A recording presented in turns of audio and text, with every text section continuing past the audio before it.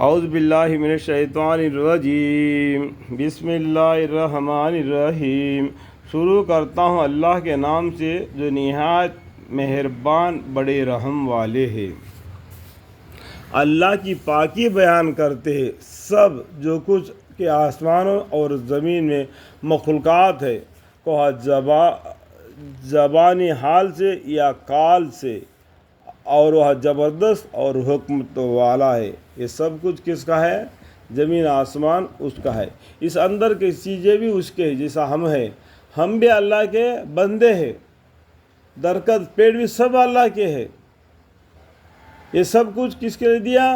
انسان کو استعمال کے لیے دے دیا۔ اور انسان کو کس لیے پیدا کروایا؟ وما خلقت الجن والانس الا لیعبدون۔ جنوں کو اور انسانوں کو اللہ تعالیٰ نے محض اس واسطے پیدا فرمائی کہ وہ اللہ کی عبادت کرے۔ اس بات کو جاننا چاہیے۔ وہی ہے جس نے ان کفار اہل کتاب یعنی بنو نذیر کو ان کے گھروں سے پہلے ہی بار ایک اکھاڑ کر کے نکال دیا۔ اس کا فائدہ ایک لکھا ہوا ہے، یہ سائڈ میں لکھا ملے گا آپ کو، اور اس کو اور بھی خیال کر لو۔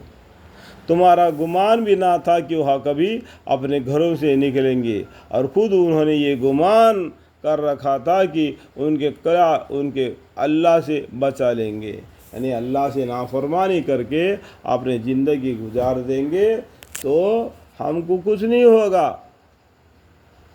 ایسا وہ لوگ سوچے۔ یہاں بھی فائدہ دو نمبر لکھا ہے، یہ سائڈ میں لکھا ہوگا، اس کا معنی کو آپ خیال کر سکتے ہیں۔ سو ان پر خدا کا عقاب ایسی جگہ سے پہنچی کہ ان کو خبر بھی نہ تھا، یعنی ان کو اوپر ایسا عذاب آ کے پڑا کہ ان کو خبر بھی نہیں تھا، بے خبر میں تھے۔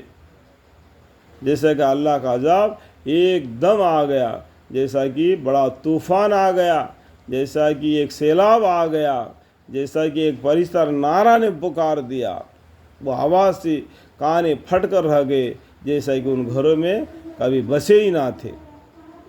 اس طریقے سے ان کو برباد کر دیا۔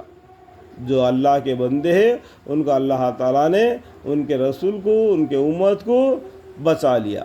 آپ قصص الانبیاء پڑھیں گے تو اس کے بارے میں بھی آپ کو اور بھی علم حاصل ہوگا، اور ان کے دلوں میں رعب ڈال دیا۔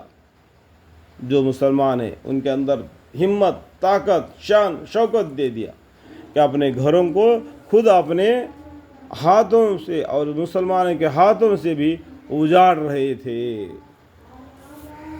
یعنی مسلمانوں کو اتنا رعب دیا کہ یہ ان کو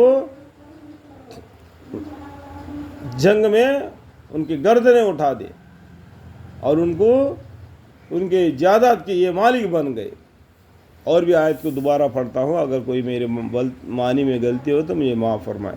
اور ان کے دلوں میں رعب ڈال دیا کہ اپنے گھروں کو خود اپنے ہاتھوں سے اور مسلمانوں کے ہاتھوں سے بھی اجاڑ رہے تھے۔ سو اے دانش مندو، اس حالت کو دیکھو کہ عبرت حاصل کرو۔ جو اس سے پہلے گزرا ہوا ہے ان قصوں کو دیکھو۔ اے دانش مندو، اے عقل والو، اے سمجھدارو، یہ دیکھ کر تم عبرت حاصل کرو کہ ہمیشہ اللہ کا ہی حکم چلتا ہے، انسان کا کچھ بھی نہیں چلتا۔ انسان فانی ہے، اللہ ہمیشہ رہنے والا ہے۔ تو اللہ کے طرف رجوع ہو جاؤ۔ اس آیت سے آپ کو کیا بولتے ہیں اللہ تعالیٰ؟